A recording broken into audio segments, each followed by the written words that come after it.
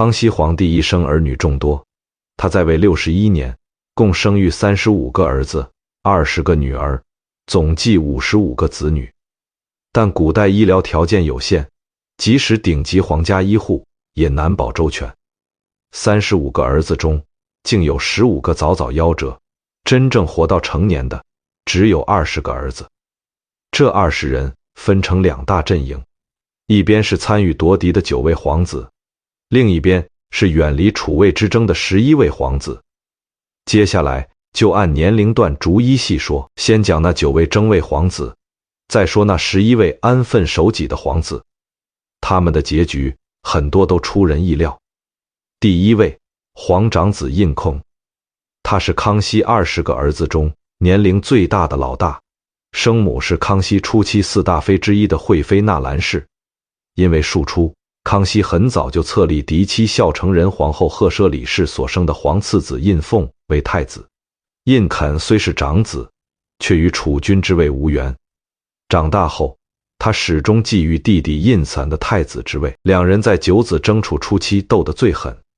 胤宠长相俊美，善于统军打仗，曾随康熙3次御驾亲征准噶尔首领噶尔丹，立下战功后被封为直郡王，也因此更受父亲喜爱。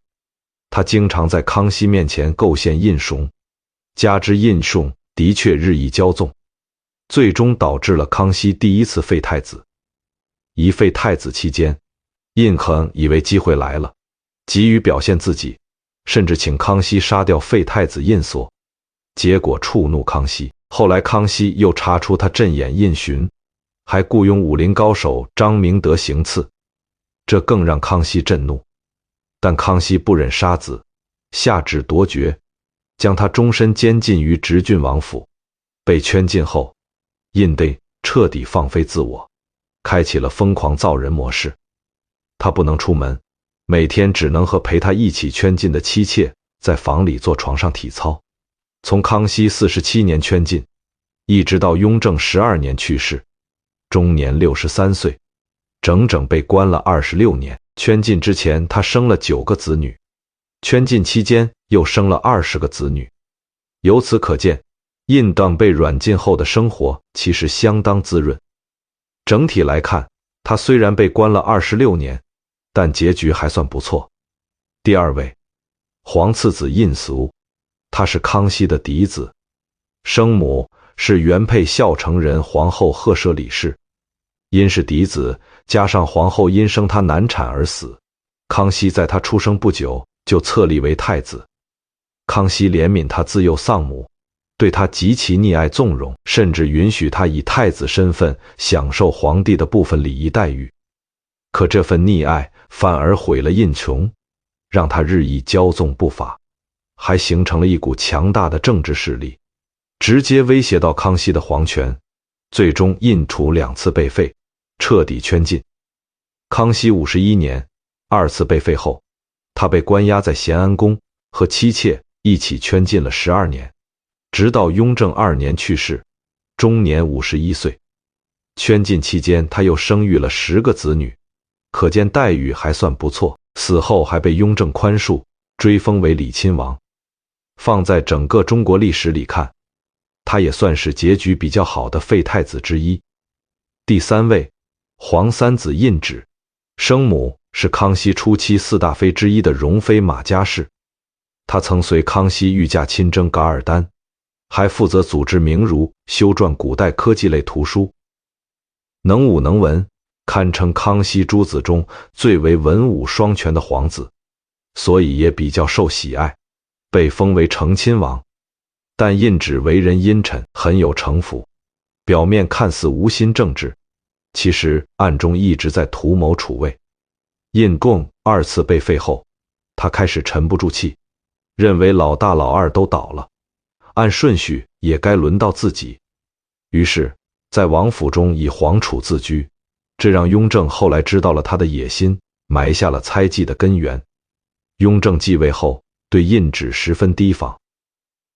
到雍正8年，康熙第13子胤祥去世，胤祉在葬礼上表现得不够悲伤，雍正以此为罪名，夺爵后将他终身监禁于景山永安亭。他是参与九子争位的9位皇子中最后一个被圈禁的。关了2年后，在雍正10年抑郁而亡，终年56岁。相比胤禗和胤池，他的结局不算太好。第4位，皇四子胤禛。这一点不用多说，他是九子夺嫡的最终胜出者，后来成为雍正皇帝。雍正皇帝是中国历史上极其勤政的皇帝，为后来的乾隆盛世打下了坚实基础。第5位，皇八子胤祀。他是康熙诸子中才能卓越的皇子之一，生母是良妃卫氏，自幼聪慧过人，勤奋好学，很受康熙喜爱。在康熙时期就被封为贝勒，因为受宠，渐渐也有了争夺储位的野心。他与皇9子胤妃、皇10子胤、皇14子胤控组成了八野党，积极参与夺嫡之争。乙废太子时期，他表现过于活跃，争储之心太明显，结果失去康熙的信任。失宠后，他转而去支持与自己关系亲密的胤崇，继续争夺大位。他们对雍正继承皇位构成了威胁。最关键的是，雍正继位后，胤祀等人始终不肯臣服。雍正为了安抚人心，先册封他为联亲王，等根基稳了，再逐个击破。雍正4年，胤祀被列出40条大罪，夺爵削籍，改了个恶心的名字阿奇那，关押在宗人府。半年后，他在圈禁中咳血而死，终年45岁，结局十分悲惨。第6位，皇9子胤妃。生母是康熙4大妃之一的宜妃郭洛罗氏，她自幼聪慧，精通拉丁语和俄语，对欧洲传教士极为敬重，喜欢研究西方科技文化，为人还十分慷慨大方。康熙一度也很喜爱她。封为贝子2废太子后，康熙曾命他和胤祉、胤禛、胤4人轮流监国，可见他也有机会成为太子。但他对皇位没太大野心，更愿意支持同党的胤怂。雍正继位后，他表现得十分不肯臣服，因此遭雍正记恨。雍正4年，被定下28条大罪，夺爵削籍，改恶名赛思黑，关押在保定直隶总督府，圈禁条件极为刻薄，是所有参与争位的皇子中最恶劣的。结果只关了半年多，刚过完43岁生日，第2天就死在关押之所，结局非常悲惨。第7位，皇10子胤。生母是温铎贵妃钮祜禄氏，母系家族出身极其显赫。温国贵妃的姐姐是康熙第2任皇后孝昭仁皇后，父亲是康熙初期4辅政大臣之一的鄂必龙。钮祜禄氏家族是清初开国5大臣之一的额亦都家族，鄂必龙是额亦都的小儿子，母亲是清太祖努尔哈赤之女木库什。也就是说，胤的祖父和外祖父都是努尔哈赤，血统非常高纯。康熙因此册封他为敦郡王，不过他为人生性粗莽，不得人心，自然不可能成为皇储候选人。但他十分支持胤祀，由此被雍正憎恶。雍正继位后，他不仅不肯臣服，还口出狂言侮辱雍正。雍正2年，雍正以欺君之罪夺爵，把他关进宗人府。但胤心比较大，没把圈禁当回事，硬是熬死了雍正。大侄子乾隆继位后释放了他，还授予镇国公爵位，直到乾隆6年才去世，终年59岁。他是参与九子争位失败的皇子中结局比较好的一个。第8位，皇13子胤祥。生母是敏妃张家氏，他自幼就与雍正关系亲密，算是九子争位的胜出者。雍正继位后对他极为重用，不仅册封为怡亲王，还把户部、吏部、会考府、圆明园、禁军等要职都交给他负责，由此可见雍正对他的喜爱和信任。胤祥也很知恩图报，政务上认真负责，事无巨细亲自过问。可以说雍正的政绩有他一半功劳，但也正因为这种拼命三郎的性格，最终操劳过度累垮了身体。雍正8年，他因操劳过度而死，终年44岁。雍正特许他的怡亲王爵位世袭罔替，成为清朝建国以来第9位铁帽子王，还特许他不用避讳皇帝名讳，这是清朝历史上唯一一个特例。整体来说结局很不错，只是寿命有点短。第9位，皇14子胤禛，生母是康熙4大妃之一的德妃乌雅氏，德妃也是雍正的生母，所以两人是同母兄弟，但他们实际上是竞争对手。胤禛颇有军事才能，康熙晚年封他为贝子，让他统兵平定准噶尔部首领策妄阿拉布坦发动的叛乱。因为和胤嗣结党，又不肯臣服于亲哥哥雍正，所以也被雍正猜忌。雍正4年，被列出14条大罪，夺爵后关押在景山寿皇殿。胤禛也比较心宽，硬是熬死了雍正。大侄子乾隆继位后放了他，最初封镇国公，后来晋封为巡郡王，直到乾隆20年才去世，终年67岁。他也是参与争位失败的皇子中结局最好的一位，毕竟和雍正是同母兄弟。说完争位的9位，再来看没有参与夺嫡的11位皇子，他们的结局反而更出乎意料。第1位，皇5子胤祺，生母是宜妃郭洛罗氏，和皇9子胤妃是同母兄弟，但他俩完全不同。胤祺自幼由康熙的嫡母仁献太后博尔济吉特氏抚育，长到9岁时还不认识汉字，只通满蒙文字，后来才逐渐融入汉文化，加上受儒家文化熏陶，他性格憨厚耿直，谦恭温和。汉文化底子本来就比别的皇子弱，加上性格原因，并不适合做皇储。他也很有自知之明，没参与夺嫡。他是没争储的皇子中年纪最大的，康熙却十分喜爱他，称赞他此子心性最为良善，为人敦厚，在康熙时期就封为恒亲王。雍正继位后，胤祺紧随废太子胤冲之后上表祝贺，表现出绝对臣服，这让雍正很高兴，对他很不错。雍正10年，胤祺去世，终年54岁。雍正十分悲痛，亲自撰写祭文，称他秉性平和，持恭谨慎，颇具乐善好施之风。从父子2代皇帝的评价就能看出，这是一位忠厚老实人。好人有好报，他的结局在康熙诸子中算相当不错的。第2位，皇7子胤佑，生母是成妃戴嘉氏，家族出身低微，更不幸的是，他天生腿脚有残疾，母子俩都很不受康熙重视。后来胤佑还险些被过继给顺治第7子隆喜为嗣，但他极为上进，成年后主动请缨，随康熙御驾亲征噶尔丹，立下军功，从此逐渐获得康熙喜爱，负责管理8旗军务，被封为纯郡王。因为身有残疾，虽然手握兵权，却没有参与夺嫡。雍正继位后，他表现出臣服拥护，雍正对他也不错，晋封为纯亲王。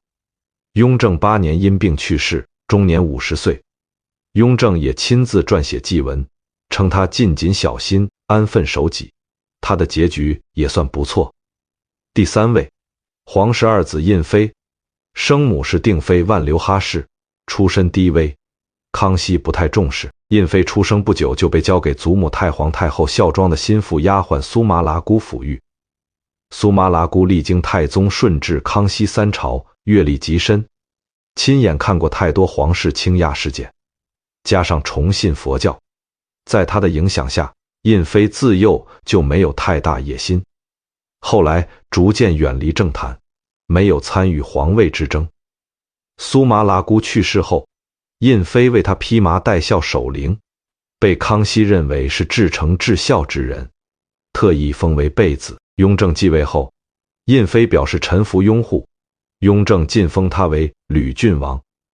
雍正去世后，大侄子乾隆更加重用他，晋封为吕亲王，还获得御前免贵、紫禁城乘轿骑马的特殊待遇，甚至成为议政王。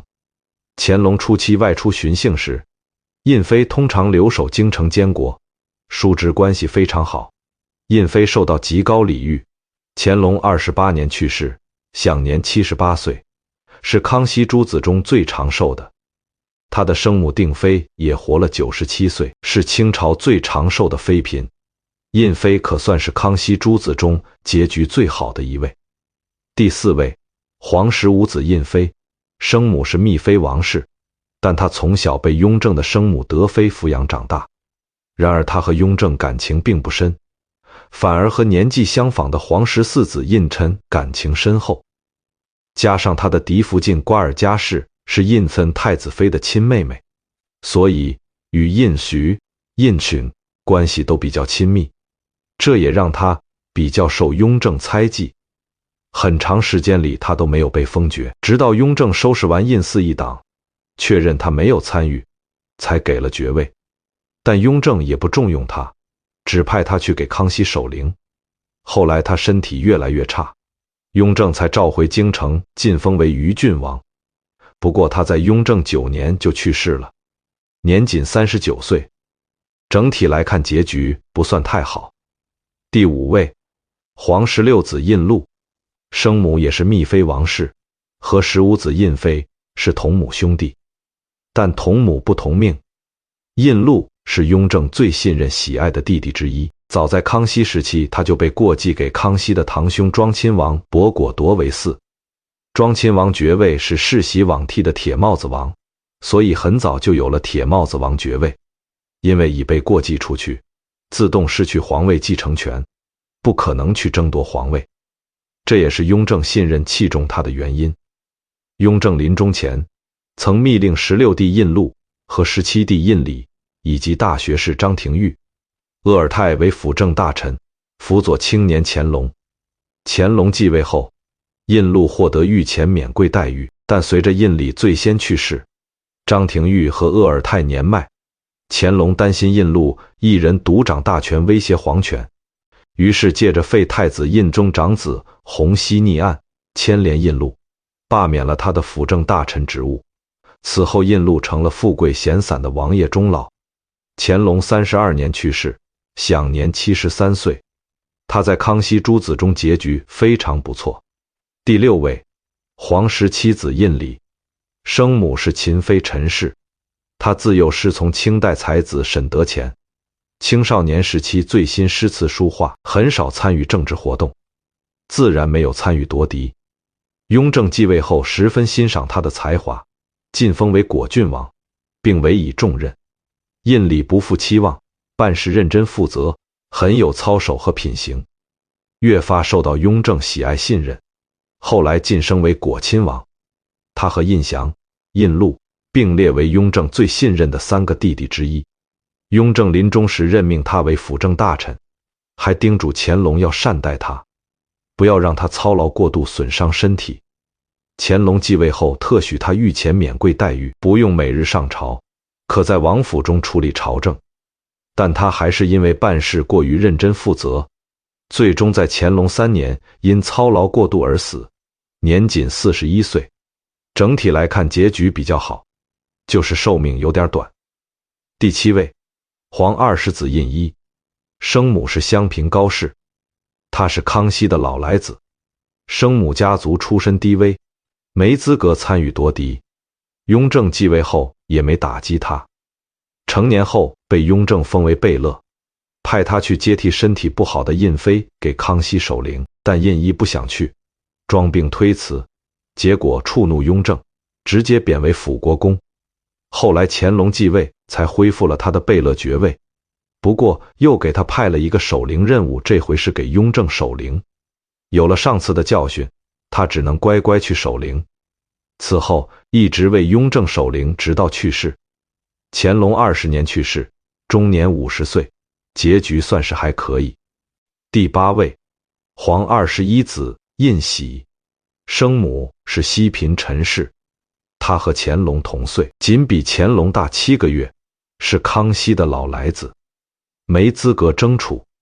他一生低调内敛，很少过问政治，寄情诗词书画。因为善于画画写诗，乾隆曾称赞他是本朝诗词第一人。雍正时期被封为贝勒。到了乾隆时期，乾隆也喜好写诗，叔侄二人趣味相投，乾隆对他颇为信任器重，加封为慎郡王。他是康熙诸子中艺术成就最高的皇子。乾隆23年去世，终年48岁，结局比较不错。第9位，皇22子胤禑，生母是景嫔色赫图氏，他比侄子乾隆还小1岁，生母家族低微，又是康熙老来子，在康熙诸子中非常没有存在感。雍正时期被封为贝勒，乾隆继位后给他找了个守陵差事，任命他为总理，守护3陵事务大臣。这3陵分别是顺治的孝陵、康熙的景陵、雍正的泰陵，可以说他是皇家御用守陵人。乾隆9年去世，年仅34岁。这个结局也反映出皇室生活压力之大，否则不至于英年早逝。第10位，皇23子胤祺，生母是晋嫔石氏，他比乾隆还小3岁，在康熙诸子中也很没存在感，为人轻佻浮躁，不被哥哥雍正喜欢，只被雍正封了一个镇国公爵位，是康熙诸子中封爵最低的皇子。乾隆继位后晋升了他的爵位，派他接替去世的胤禑成为守陵大臣。但胤祺这人很不会办事，守陵这种小事都办不好，经常出问题，因此被大侄子乾隆严厉训斥了一顿，罢免职务，降爵回镇国公。此后他成了一个富贵闲人，直到晚年乾隆才恢复他的贝勒爵位。乾隆50年去世，享年73岁。虽然不受雍正和乾隆待见，但他很可能是故意如此，以免引起皇帝猜忌，甘愿当富贵闲人，反而成了康熙诸子中结局非常好的一位。第11位，皇24子胤密，他比侄子乾隆小5岁，生母是穆嫔陈氏。因为最年幼，加上自幼父母双亡，雍正没把他当弟弟看，而是当儿子一样疼爱。雍正临终前特意留下遗诏，加封他为妃亲王。他也是康熙最年幼的4个儿子中封爵最高的。他为人性格不错，乾隆也很器重这位小叔叔，对他还算不错。乾隆38年去世，终年57岁，能获得哥哥雍正和大侄子乾隆2代帝王的宠爱，最后寿终正寝，这样的结局算是相当不错了。总结一下这20个儿子的结局，能发现一个规律：活得久本身就是一种胜利。比如胤妃活到78岁，胤禄活到73岁，胤祺也活到73岁，他们是结局最好的几位。而那些争得你死我活的，要么被圈禁致死，要么年纪轻轻就抑郁而亡，心态也很关键。像胤纯这样心比较大，没把圈禁当回事的，反而熬死了雍正，最终迎来释放。反观胤祉、胤祀这些精明算计、心思重的，多半不得善终。正所谓当好人有好报，站队对比能力强更重要。当然，像胤禛、胤祥这种最终胜出的，也付出了极大代价。帝王家的儿子看似荣华富贵，实则步步惊心。这些故事放到今天来看，依然让人唏嘘不已。